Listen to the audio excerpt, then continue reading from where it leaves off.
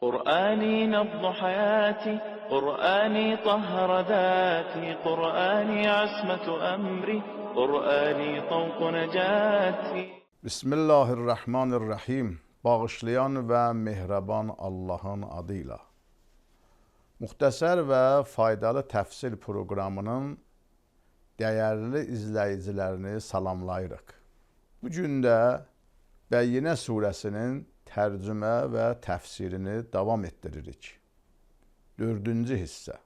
Dərsin sonunda aşağıda qeyd edilən suallara cavab tapa biləcəksinizə ümid edirik. Xəşyət sözünün mənası nədir? 2. Cənnət əhli kimlərdir? 3. Cənnatu ədnin təcri min təhtəhəl ənhar xalidinə fiha əbədən ayəsi hansı incə məqamlara toxunur? 4. Bəyyinə surəsi 8-ci ayədən hansı nəticə və mesajlar əldə etmək olar? Bizi izləməyə davam edin. Bismillahirrahmanirrahim. Cəzâuhum ində rabbihim cənnətu adnin təcri min təhtihəl ənhəru xalidinə fiyhə əbədən radiyallahu anhum və radu anh. Zəlikə limən xəşiyə rabbəh. Onların Rəbbi yanında olan mükafatları ağacların altında çaylar axan ədn cənnətdir. Əbədi orada qalacaqlar. Allah onlardan razıdır, onlar da Allahdan razıdilər. Bu böyük məqam Rəbbindən qorxanlar üçündür. Ayədəki incəliklər. Ötən ayədə cəhənnəm əhlinin orada əbədi qalacağını bilindirdi. Bu ayədə isə cənnət əhlinin cənnətdə əbədi qalacağı vurğulanır. Xəşyət dedikdə təmiz və ehtiramla yanaşı olan qorxu nəzərdə tutulur.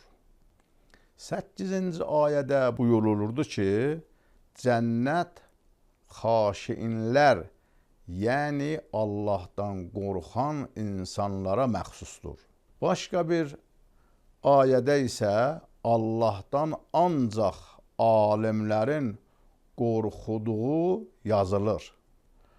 Allahdan öz bəndələri içərisində ancaq alimlər qorxurlar.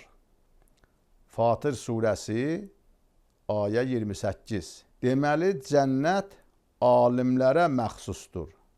Digər tərəfdən də məlumdur ki, cənnət əhli olmayan alimlərə də vardır. Çünki Quran həqiqəti bildikdən sonra doğru yola çıxanları da cəhənnəm əhli olaraq təqdim edir. Əfərəəytə mən ittəxəzə iləhəhu havah və adallahullahu alə ilmin və xatəmə alə səmihi və qəlbihi və cəalə alə bəsərihi qişavəh. Nəfsi istəyini öz məbudi etmiş və Allahın öz elminə əsasən özbaşına buraxdığı, qulağını və qəlbini möhürlədiyi və gözünə pərdə çəkdiyi şəxsi gördünmü? Casiyə surəsi ayə 23. Eyni zamanda savadsızların hamısı da cəhənnəm əhli deyirlər. Beləlikdə Allahdan qorxmağa səbəb olan elmdə məqsəd insanın əldə etdiyi elmi məlumatları yox, onun qəlbini, ruhlarının təbii, yəni fitrəti dərk və ilahi elmidir. Nəticə və mesajlar. 1. Cismin, bədənin cənnəti altında çaylar axan bağlar, ruhun cənnəti isə Allahın razılığıdır. Cənnat-ı ədnin radiyallahu anhum. 2. Allah qorxusu ilahi göstərişlərə əməl etmək üçün mühüm mamildir. Aminu və əmelus salihat cəzauhum cənnatu, ta deyir ki, zalikə limən xəşiyə Rəbbəh. 3. Möminlərin cənnətdə əbədi qalacağı şübhəsizdir. Xalidinə əbədən, xalidinə əbədən sözləri daimilik, əbədiliyin qəti surətdə baş verəcəyini, mütləqini açıqlayır. Cənnat-ı ədnin xalidinə fiha əbədən.